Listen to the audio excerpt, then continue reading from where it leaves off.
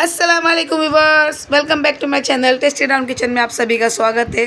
और आज हम आपको बताने जा रहे हैं अर्तुगरुल गाज़ी की एक बहुत बड़ी फतेह यानी अनागुल किले के बारे में। तो अर्तुगरुल गाज़ी ने जब ये किला फतेह किया था तो उनके साथ बहुत ही एक बड़े बहादुर उनके थे जिनका नाम था तुर्गुत बे। तुर्गुत बे के इसलिए फिर अर्तुगरुल गाज़ी ने इस किले की जिम्मेदारी तुर्गुत बे के हाथों में दे दी थी। तुर्गुत बे ने लगभग 34 साल इस किले पर राज किया और अनागोल की हिफाजत की। अनागोल किला अर्तुगरुल गाज़ी ने फ़तेह किया। वो बहुत बड़ा उस टाइम में तिजारती मरकज़ था जिसके लिए अर्तुगरुल गाज़ी ने काफ़ी मेहनत करी और सिलेबियों के चंगुल से, कभी सिलेबियों के चंगुल से तो कभी मंगोलों के चंगुल से इस किले को छुड़ाया और उस पर अपना कब्ज़ा काबिज़ किया और तुर्गुत बे को उस पर राजा बनाकर फाइज कर दिया। तुर्गुत बे ने अर्तुगरुल बे के साथ मिलकर इस किले को फ़तेह किया और इस किले पर तुर्गुत बे को बिठा दिया गया राजा बनाकर। तुर्गुत बे ने कमोबेश 34 साल इस किले पर राज किया और उस्मान बे भी बाद में इधर ही आकर अनागोल में आबाद हो गए थे। आपको हम अनागोल की पूरी हिस्ट्री बताएंगे आज, किस तरह अनागोल को फ़तेह किया गया और उस पर अपनी हुकूमत कायम की गई। इस उस्मानिया सल्तनत की बुनियाद तो उस्मान गाज़ी ने रखी थी, लेकिन उसकी शुरुआत अर्तुगरुल गाज़ी ने कर दी थी। अर्तुगरुल गाज़ी ने कदम दर कदम बढ़ाते हुए एक एक किले को फ़तेह किया और कबीलों से निकलकर अर्तुगरुल गाज़ी के लोग कबीलों से निकलकर किलों में आबाद होने लगे। इसी तरह तुर्गुत बे के हाथों ये किला आया जिन्होंने 34 साल इस किले पर राज किया, हुकूमत की राजा बनकर और इस किले की हिफाजत की। उसके बाद किसी मंगोल की हिम्मत नहीं हुई कि इस किले की तरफ आंख उठाकर देख सके। अर्तुगरुल गाज़ी के बहुत ही बहादुर सिपाही थे तुर्गुत बे, जिन्होंने इस किले को फ़तेह करने में काफ़ी मदद की और फिर इन्हें बाद में इसी किले पर राजा बनाकर फाइज कर दिया गया। अर्तुगरुल गाज़ी के बाद उस्मान गाज़ी ने भी काफ़ी किले फ़तेह किए और अपनी हुकूमत को आगे बढ़ाते हुए 3 बर्रे आज़मों पर इन लोगों ने हुकूमत कायम की, इस्लामी परचम लहराया और 3 बर्रे आज़म पर कमोबेश 600 साल इन लोगों ने राज किया, जिसमें से ये एक अनागोल सबसे बड़ा किला है जिसके लिए काफ़ी जंगें हुई, लेकिन तुर्कों ने इस किले को नहीं छोड़ा। एक बार जब फ़तेह किया तो इस किले को अपने हाथों से जाने नहीं दिया और इस पर हुकूमत अपनी कायम की और इसी के ज़रिए अपनी हुकूमत आगे बढ़ाते गए।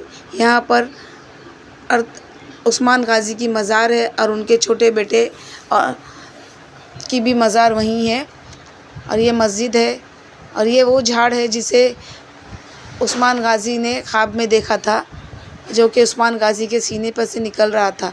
उन्होंने इस ख्वाब की ताबीर करवाई तो पता चला कि ये राजा बनने वाले हैं। और ये हकीकत में ये झाड़ तुर्की में मौजूद है।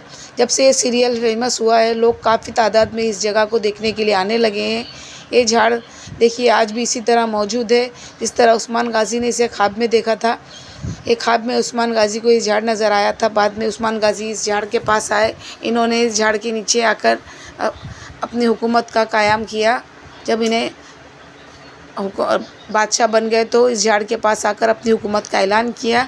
आज भी लोग सीरियल में देखकर इस झाड़ को देखने के लिए काफ़ी तादाद में यहाँ आते हैं।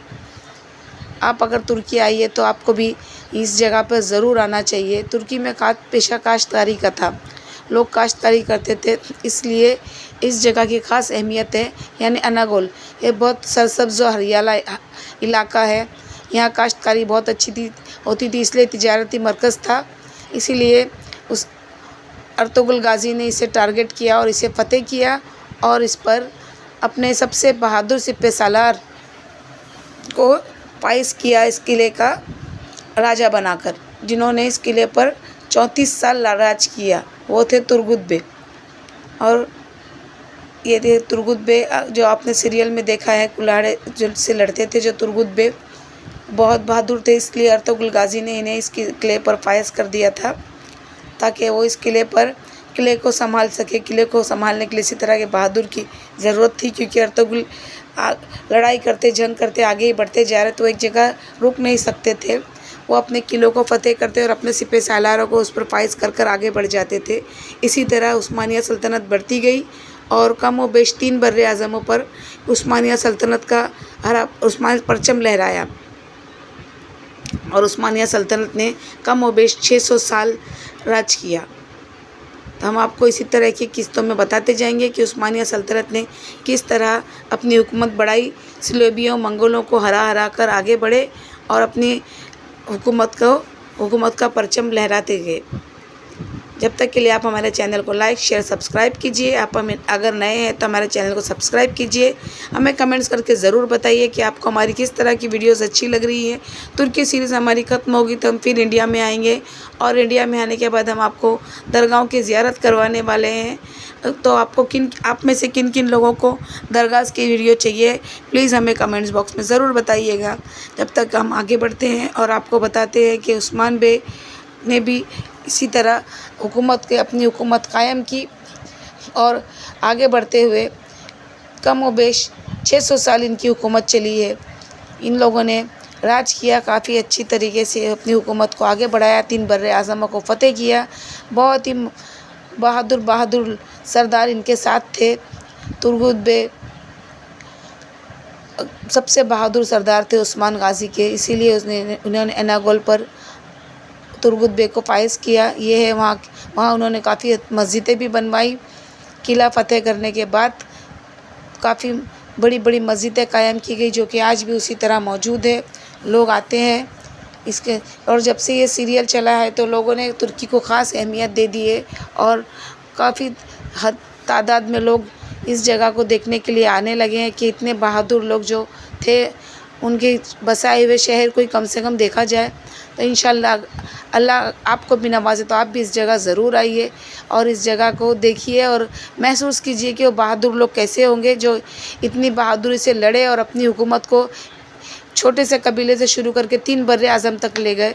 उन बहादुर लोगों की मिसाल हम क्या दे सकते हैं, बस उन्हें खैराज अकीदत ही पेश कर सकते हैं। देखिए इतने बहादुर थे वो लोग कि उनकी मिसाल हम दे ही नहीं सकते। अगले वीडियो में इंशाल्लाह हम बमसी बे की स्टोरी लेकर आपके सामने हाजिर होंगे। जब तक के लिए आप हमें लाइक शेयर सब्सक्राइब कीजिए। अगले वीडियो में आपसे फिर मुलाकात होगी। जब तक के लिए अल्लाह हाफिज़।